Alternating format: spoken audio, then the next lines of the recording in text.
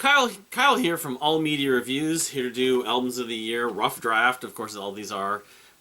Someday I may do these in another year or two. Who knows? I may publish them on the blog and then do it. I don't know. But 1980, 1985, and some stuff I wanted to talk about. Been doing some work. But let's just get into 1985. I wanted to first show a couple releases from '84 that I didn't show before. My wife has 2 copies of this Philip Bailey record, I think. There's a difference in them. That has the Phil Collins duet on Easy Lover, of course, which I love. And then she has the first Sade album on here, Diamond Life, which has Smooth Operator and some of her other hits. So let's first go over the stuff that didn't make my list. And again, there's a lot of splitting hairs like it always is toward the bottom. And there's stuff that I'm still missing, of course. I'm sure my friend Christian will give me a list of 20 to 30 records that I didn't include that I just don't have enough time to go through it all. But Peter Gabriel's Birdie, I've never really heard. I know the movie, I saw it in high school or whatever, but soundtrack. Sade's Promise, which has the song The Sweetest Taboo and some of her other hits. The Waterboys, R.I.P. Carl, whatever his name is, who was in the World Party also. Their debut album, I think, is This Is the Sea. I've never heard it. I don't think I have. Prefab Sprout, and who's a big influence, or Kevin, I guess, was a fan of his, but anyways. Prefab Sprout's debut album, Steve McQueen. I haven't heard. I still meaning to listen to more of their music. Although what I have listened to hasn't done a lot for me, unfortunately. Oingo Boingo's Dead Man's Party. I know the title track. I probably know more, but again, something I needed more time with. Alexander O'Neill's self-titled debut. Alexander O'Neill of, locally Minnesota, the Minneapolis sound, but he did get international exposure, especially with something like the next record, which he worked with Jimmy Jam and Terry Lewis. But has the song "A Broken Heart Can Mend," and also the medley is really good on that. It's got the picture from Mickey's Diner in St. Paul, which is interesting, in downtown St. Paul in the background. Also the song If You Were Here Tonight. Although that was, I guess, the biggest song on there maybe, but I don't know. Suzanne Vega's debut album, which includes the song Undertow. Does not include maybe my favorite Suzanne Vega song, though, at this point. I'm not that familiar with it, but Joe Jackson plays on Left of Center. Left of Center had Undertow as a B-side on the soundtrack to Pretty in Pink. But the song Left of Center isn't on there. But yeah, Joe Jackson co-wrote that and played piano on it. So Jane Siberry, The Speckless Sky. Again, I may have to eventually just dive in like I did with Brian Scary with Jane Siberry at some point. But yeah, that album I don't know. The Dead Milkmen, I know the song. Their album Big Lizard in My Backyard. I don't know if it's a debut album. I'm not that much of a punk fan, but when I was a kid, the Dead Milkmen, the Dead Kennedys, some of my friends at camp always were talking about and singing some of their songs. The song Bitchin' Camaro's on that one. Megadeth's debut, Killing Is My Business and Business Is Good. I know some of the songs, some of the stuff from after that, but I mean, I haven't listened to Megadeth in a long time. I always laugh at Mustaine's vocals. But Pete Townshend's White City, which has the track Face to Face. I think it's Face to Face. Dio's third album, Sacred Heart. The Family, another Minnesota connection. That's the album that Prince, actually, he produced it and he played a little bit on it, but he didn't sing on it. But he had a couple tracks, High Fashion, The Screams of Passion, which were singles. Talking Heads is Little Creatures. I don't know how that's... I mean, most people think peak Talking Heads is Remain in Light, and then they did the live album from '84, of course, with the live film. Stopped making sense, but... Mr. Mister's Welcome to the Real World, which has their big hit Broken Wings and also Kiri, which are both #1 songs. But I haven't listened to it.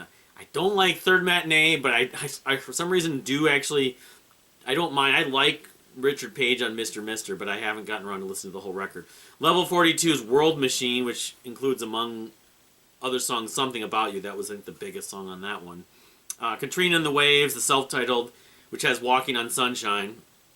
And then, which also was, I know that there's a scene in High Fidelity where Jack Black's character plays it just to piss off some of the customers or his boss. I can't remember who was trying to upset, but he played that just out of defiance. And I think it's their second album.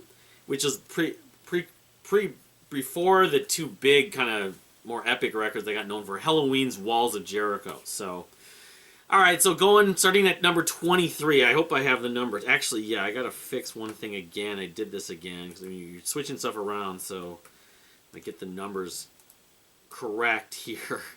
19, 20, 21. I mean, I can say that this was definitely a year where a lot of music, it was really, my whole feeling about 80s music is that it's more about the songs, the singles, the hits per se. There were a lot of one-hit wonders or hit wonders rather than albums. And so I get that was a lot of this stuff. Anyway, Phil Collins, No Jacket Required, number 24. I've said my piece a little bit with Phil Collins. While I love him as a musician and in Genesis, a lot of the Genesis stuff, his solo stuff is very vanilla for me, but it's still notable because it has stuff like Sue Studio, Take Me Home, Don't Lose My Number, One More Night. You know, those songs went multi-platinum. But anyway, number 24, I think it's his third solo record. Maybe his biggest. Heart's self-titled album, which is, long after when they were doing pop songs like These Dreams and What About Love. That's number 23. Number 22, all right, I finally have, and I forgot that I did have a copy of it, and I don't know, oh, that's why, because I have this set up. I hope I don't have this, I don't need an accident here. It's always a tricky deal.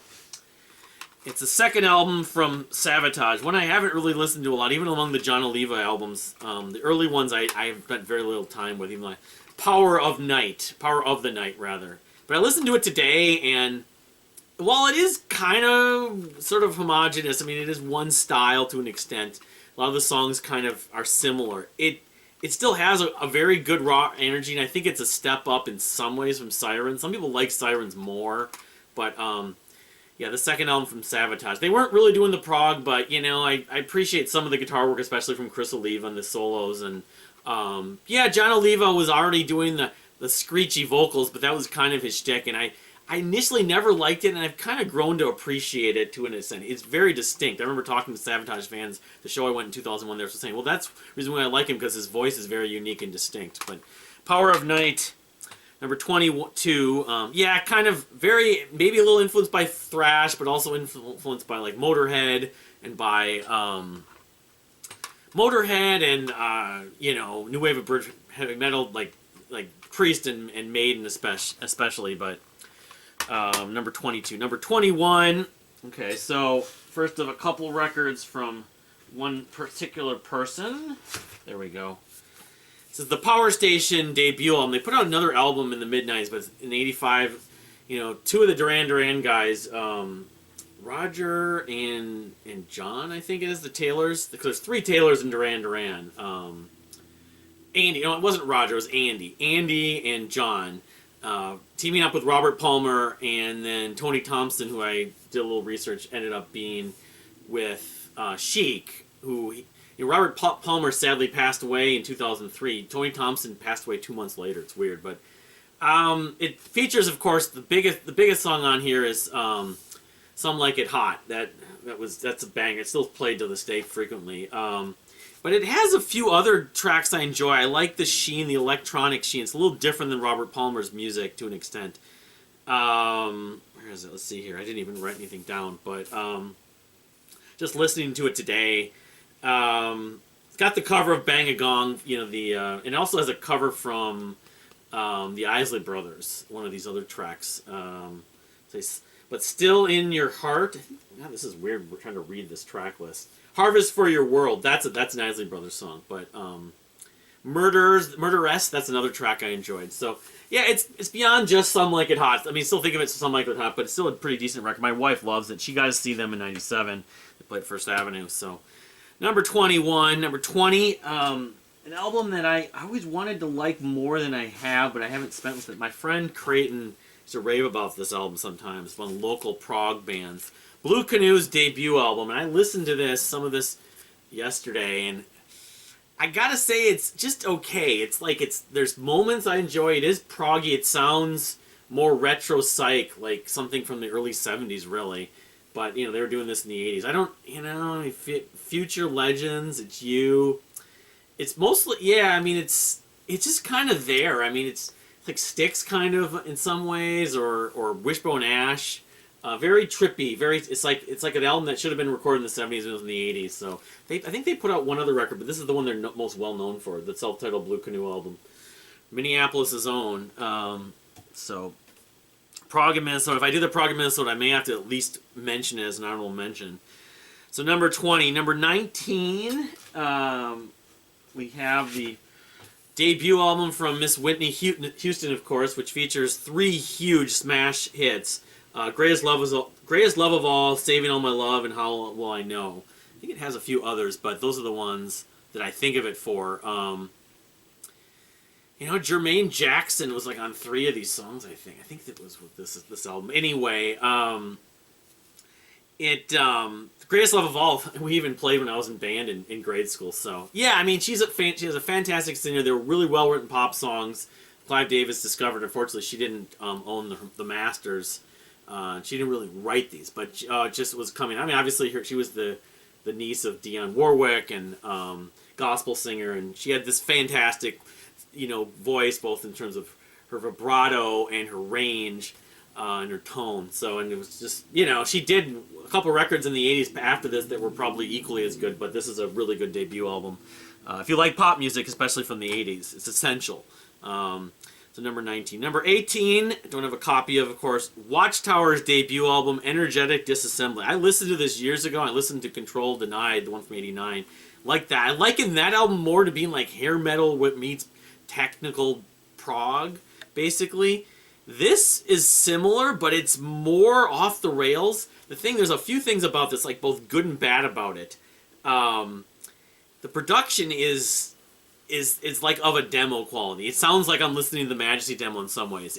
The bass is mixed higher, bass and drums, especially the bass line. The bass player is a monster on this band. This is the album that has Jason McMaster, who did the Rush tribute with Mike Portnoy many years ago. I saw in Chicago.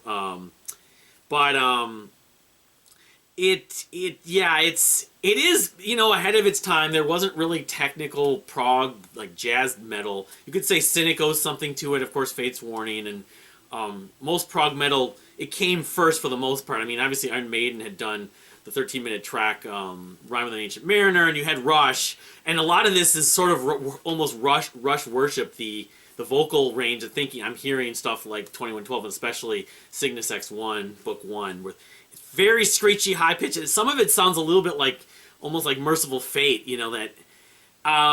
But it's kind of nonsensical, the lyrics. I mean, it's very fancy. I don't even know what he's singing about.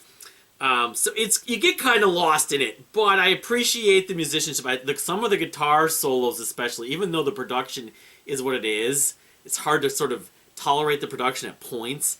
The guitar riffs, some of the guitar solos, you know, it really.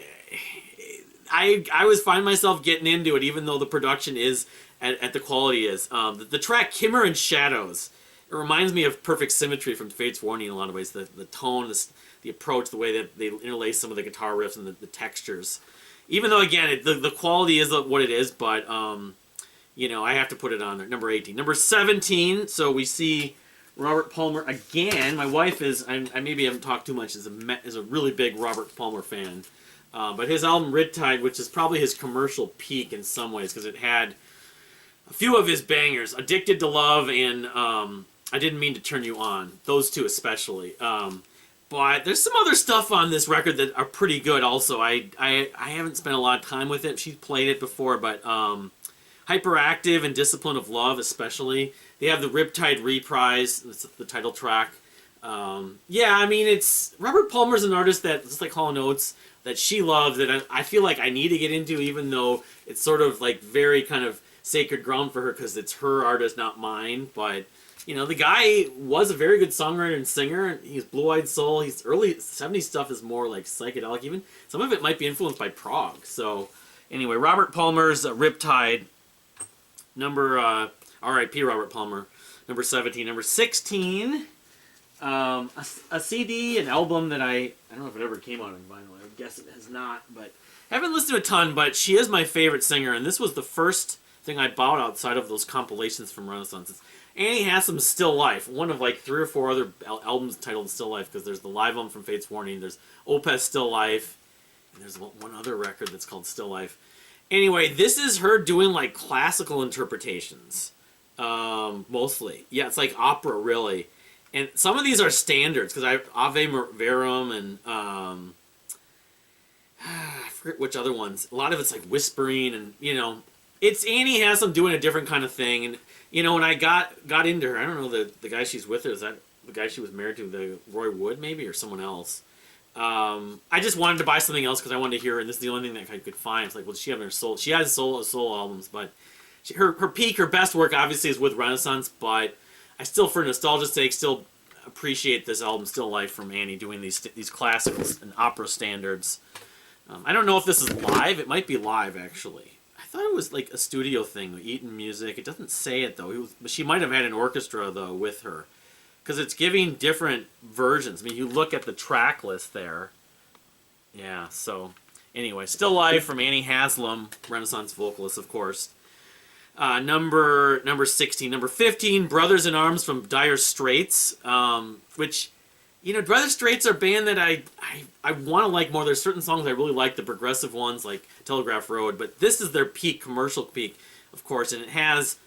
The first 3 songs were just everywhere. They still get played to this day constantly on sporting events, on TV, montages, and on classic rock radio. Money for Nothing, So Far Away, and it's like an adult contemporary song, and Walk of Life, I'm kind of sick of. The thing that's interesting is the studio version of Money for Nothing is 8 minutes and 26 seconds, at least on Spotify, and it's much longer, so I haven't spent a lot of time listening to that version.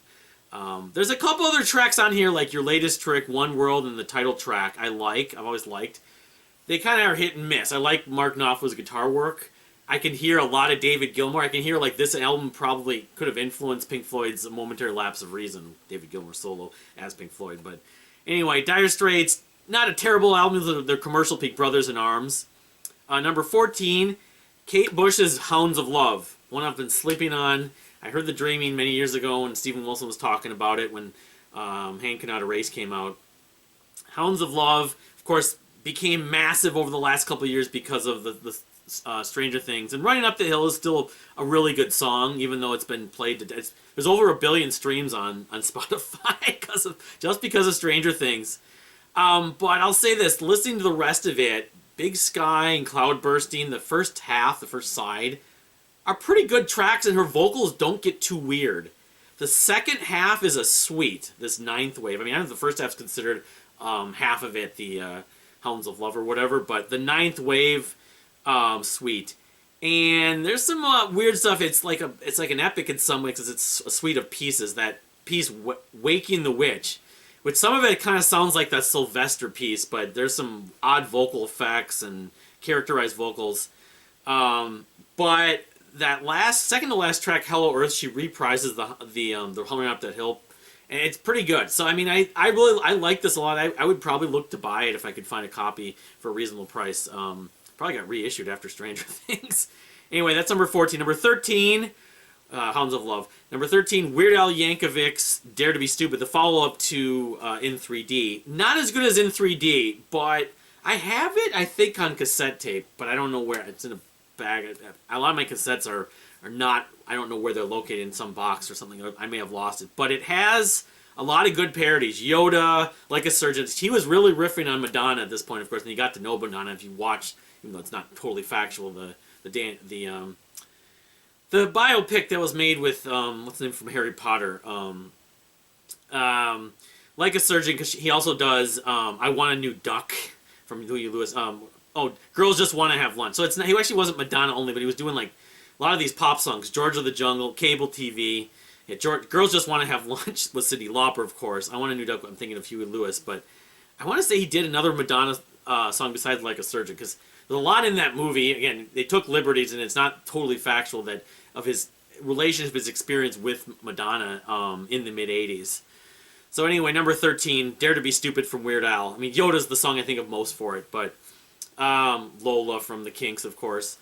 Number 12, Mike and the Mechanics, and there's another copy of my wife's, of course. I don't have this. This has some really good songs. I mean, Silent Running is a pop banger. It's a standard 80s pop song. Of course, All I Need Is a Miracle is the most well-known song they probably had. That or Living Years. But, it's interesting how All I Need Is a Miracle, the opening chords on the full-length version sound like Thriller. It's also interesting how the membership on Mike and the Mechanics, looking at here, you have both Paul Young and Paul Carrick, both on vocals. I forget if I know the exact origin of why both of them. I think Paul Carrick does most of the lead vocals on here, but Paul Young, my wife has one of his solo albums. This is a good. I'm trying to think. A song like A Call to Arms and Taken In. Taken In is like a sort of a ballad. It was a single, I believe, as well. Hanging by a Thread, also, that was the first single. But yeah, this is more than just a Mike Rutherford driven project. It's very much like a super group, and I'll have to talk about the Living Years when I get to '89 as well. But yeah, what's the name of this record? It's just a self-titled. Yeah, it's just a self-titled album from Mike and the Mechanics. I know IQ opened for them. I'm not an IQ fan. IQ's albums are never going to be on any of my lists, by the way. And when I do my bands I don't like, I'll definitely have to say my piece about them. But number 12, Mike and the Mechanics debut album. Number 11, inxs's album Listen Like Thieves. That song What You Need was a song that's still played on the radio. It was totally, it's like vintage Michael Hutchence. But the title track, Same Direction, Red Sun, there's some saxophone on that. A lot of the songs sound like U2, actually, and I can see why that they had that relationship with U2. Michael Hutchence had a relationship with Bono. But yeah, I mean, I like this record a lot. I don't probably like it as much as the next record, which I'll hopefully get to in a couple videos, but anyway, number 11. Number 10, another album coming out of nowhere, Howard Jones's Dream into Action, which features Things can only get better, Life in One Day, No One Is to Blame, and Life to Get You Know You Well. Howard Jones, just like Joe Jackson, he had a lot of hits in the 80s and a lot of just really well-produced, well-crafted, well-composed songs with like little hooks and energy and like horns and stuff. He's a British guy. I mean, I wonder if he ever toured with Joe Jackson, but anyway. Howard Jones' Dream into Action, number 10. Another artist I've been sleeping on. Aha's number 9, Hunting High and Low, which of course has Take on Me. I've heard it a million times. It still holds up, but it's, I've heard it as many times as I've heard like Bohemian Rhapsody probably. I really like the title track. It's very dreamy. And then The Sun Always Shines on TV is awesome. That's the second single they released, I guess. But that doesn't get airplay, although it charted it went up to number 20 on Billboard. So listening to the American Top 40, it would show up at some point on one of those week's shows. So number 9, Aha's Hunting High and Low. I think it's the debut album, actually. I saw that documentary a few years ago. Talk more about that. But number 8, Prince's Around the World in a Day, which is kind of uneven, but it's Prince, so the best stuff is still pretty good. That, of course, features... This is the one that he was really into, kind of like the psychedelic 90s, the Paisley psychedelic underground or whatever. It has Raspberry Beret, and... there's like one or two others that are just like standards that we know from Prince. Pop Life. I don't know why my Spotify doesn't show me liking these anyways. Those are the two biggest ones. The title track, Paisley Park, some of them are slower. Temptation. I don't know. I mean, considering, the Howard Jones album, I probably get a little bit more of now, because I don't listen to the song. I've heard Pop Life and Raspberry Beret a million times, but still, they're good songs. Number 7, Sting's Dream of the Blue Turtles, which, like Prince's Around the World in a Day, it's like top-heavy, or you could say it's the Sting debut album. Of course, Sting showed up on Money for Nothing with Dire Straits, so just like Robert Palmer, he was on multiple albums that were big in 1985. The title always threw me off, but If You Love Somebody, Set Them Free, Russians was a single, and then Fortress Around Your Heart. Those are the most well-known songs. Shadows in the Rain is nice. It's another one that's gotten a little bit of airplay, and I know from like set lists of his shows. Moon Over Bourbon Street. It's very romantic and jazz. He was doing something different than the Police. Instead of the reggae kind of influence, he was doing jazz. Like he had Branford Marsalis, of course. And so the best stuff is good on it. There's songs I don't hate, I still enjoy, but at the same time, it's not like an album that I'm attached to, and it doesn't. I don't know if I would say they're better records. They're records I prefer from Sting, but it's still a decent debut album. So number 6 is an EP. Next couple records are kind of EP length. I don't want to lose this. I don't know why it's doing that. I hit the wrong button. The alter egos of the XTC guys, after they did whatever, the Big Express and Mummer, they decided, oh, well, let's do something different. We want to do stuff like the psychedelic 60s, like the Pink Floyd, Sid Barrett Pink Floyd, and psychedelic Beatles. The Dukes of Stratosphere's EP 25 O'Clock, which is not on Spotify. There's like a compilation of some sort, which has, I think, almost all of it. But it, you know, when I first tried to get into XTC, I actually checked this out, and I enjoyed this more. And I don't necessarily know if I feel that way now, but I can say that I still enjoy this. I mean, it definitely is something out of, you know, the Sid Barrett Floyd era, very much. The title track, the Mole from the Ministry sounds like a total Barrett piece, like stolen from Barrett. What in the World? My Love Explodes. You know, it's a fun trip. It's only like 30 minutes, and the full length I don't think I like quite as much. Sonic Sunspot, but I'll have to talk about that in the next when it comes up in, I think, it's the next video in A6. So where was I? That's why I ended up moved here. Okay, number 6. Number 5. Of course, this had to be in here somewhere. I've talked about my love for this particular thing, the nostalgia, and I'll have to show my original. This is my original cassette tape, the Back to the Future soundtrack, which has the 2 big, huge, massive Huey Lewis songs, you know, Power of Love and Back in Time. You know, it has whatever. Some of the other songs like Earth Angel, which was done by Marvin Bear and the Starlighters, and The Wallflower by Etta James. What's the Heaven is One Step Away by Clapton, which I have reservations about Clapton, but I don't really think about that kind of stuff. Lindsey Buckingham's Time Bomb Town, and then Johnny B. Good, of course. Marty McFly and the Starlighters. Michael J. Fox actually played that. I don't know. I know he did music. I know he did that movie, like Day, Night, or something like that, where he was a musician. But yeah, I have my little initials on there I wrote when I was a kid, when I was, 9 years old.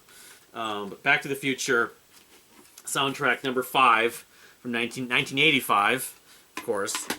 Number 4, I have this on cassette tape. I didn't revisit it, but I listened to this a few years ago and kind of got one over. Tears for Fears is epic, peak, commercial peak Songs from the Big Chair, which has the 3 singles everyone knows. You know, everyone wants the World, Shout, and the best of the 3 in my mind, Head Over Heels. It also features Mother's Talk, which is awesome. Broken is good. I mean, there's not really a bad track on this thing. I remember listening. It's the big sounding production, kind of like Aha and a couple of these other records, like the Howard Jones. That big sounding production totally wins me over in inxs too, and Michael Mechanics. That 80s big sounding production. Even though the drums can bug me, and the electronic drums, it doesn't seem to hurt this album. Even though I don't know if this is my favorite Tears for Fears, but I think I overall would still have to go with it over The Hurting, even though The Hurting, the video I talked about, I really like. So number 4. Number 3, we have Fate's Warnings, Spectre Within, the big step up from the debut album, which was largely influenced by Iron Maiden. This still has some of that John Arch era still. Of course, it features 3 of their best songs ever. One of my favorites, I mean, Epitaph, the closing piece with the synthesizer. It's so dreamy and everything. Arch just never was, almost more creative lyrically in some ways, maybe on A Twist of Fate. But it also, the absolute catchy banger, The Apparition. I'll never get that hook out of my head. I'll go to my grave hearing that hook. The Travel in Time's the other one of the favorites. I love Orphan Gypsy, Without a Trace, Pirates of the Underground, Kyrie Elysian. I mean, Kyrie from Mr. Mister and Kyrie Elysian from Fate's Warning. Kyrie Elysian, I believe, was used in like The River's Edge too, the movie with Keanu Reeves like a year or 2 later, but in the soundtrack. But yeah, this is my favorite of the 3 John Arch era Fate's Warning albums actually as well. So love Spectre Within, number 3. Number 2, well, band, of course, that Fate's Warning was greatly influenced. Kind of predictable, the last 3 here. Power Windows from Rush. This, like Grace Under Pressure, it finishes number 2, the runner-up. My favorite tracks on here, by far, my favorite song is Middletown Dreams. Absolute goosebump in that middle section toward the outro. The middle-aged Madonna. I can never stop. I get goosebumps and almost go into tears here and there every time. I love some of the other deeper tracks. Territories is awesome. Motion Detector, Grand Designs. When I was in college, I always think of this album. I was walking around the campus with my cassette tape of this. I spent probably 2 weeks listening to this album only. Marathon, I like. It's got a hook. I know a gospel choir did a version of it. That hook from first to last. And The Big Money, which is more of one of the staples live in Mystic Rhythms. The Mystic Rhythms, the video is kind of cool. Very kind of mystical, go figure. So, and what is it going to be? You know, no surprise. I don't even have the singer's autograph, of course, the only one missing. Misplaced Childhood, which is a sweet to me. I mean, I have my favorite parts of it, of course. The first album that I heard from Marillion, May of 1995, which would be would it be 30 years next May, a year from May. I mean, my favorite part is still Childhood Zen. That interval pattern's awesome, with Rothery. Blind Curve, Heart of Lothian, which was a single, Bittersweet. And, you know, Kaylee and Lavender are fine. I mean, they're pop, the most well-known songs Marillion never got known for. And it's a perfect record. It's not my favorite Marillion. It's not even my favorite Fish, Marillion. So you can pretty much guess what's going to happen in 1987. But, I have the most nostalgia for this because it's my favorite album from my favorite band. It's the first album, rather, I heard from my favorite band. The album that basically introduced me to my favorite band. So I owe so much to this album. So that's my list from 1985. What's your list from 1985? I'm sure Brennan will chime in with some of his and some of the stuff he had that I didn't have and vice versa, but I really appreciate those comments from Death by Unicorn. But thank you for watching. We got 1986 coming up hopefully next week sometime, and we'll see you next time.